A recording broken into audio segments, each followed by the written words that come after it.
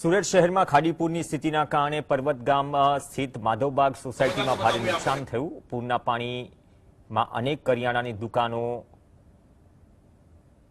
બાજરી, જુવાર, લોટ સહિતનો કિંમતી માલ પલળી જતા વેપારીઓને તેને ફેંકી દેવાની ફરજ પડી। આ ઘટનામાં વેપારીઓને લાખો રૂપિયાનું આર્થિક નુકસાન છે।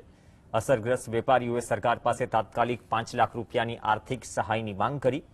સ્થાનિક લોકોએ આક્ષેપ કર્યો કે મુશ્કેલીના સમયે જનપ્રતિનિધિઓ દેખાતા નથી અને માત્ર ચૂંટણી સમયે જ વોટ માંગવા આવે છે। સાથે ચેતવણી આપી કે જો ખાડીપુરની સમસ્યાનો કાયમી ઉકેલ નહીં લાવવામાં આવે તો આગામી ચૂંટણીમાં મતદાનનો બહિષ્કાર કરાશે।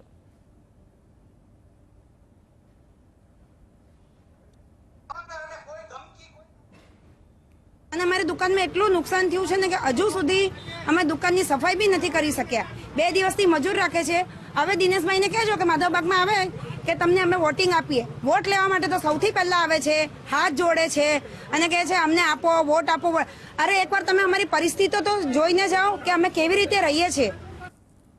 दुकान के अंदर 4.5 से 5 फुट पानी था और ये जो सामान जो देख रहे हैं, ये जो सामान देख रहे हैं, ये 5-3 दिन से मैं साफ कर रहा हूँ लेकिन अभी तक साफ हो ही नहीं पा रही है। जैसे जैसे मैं ये डोर निकाल रहा हूँ वहाँ से पानी निकल रहा है। तो मैं मेहरबानी करके जितने भी शासक नेता बैठे हैं उनसे नम्र विनती हम वापस खड़े हो पाए ऐसे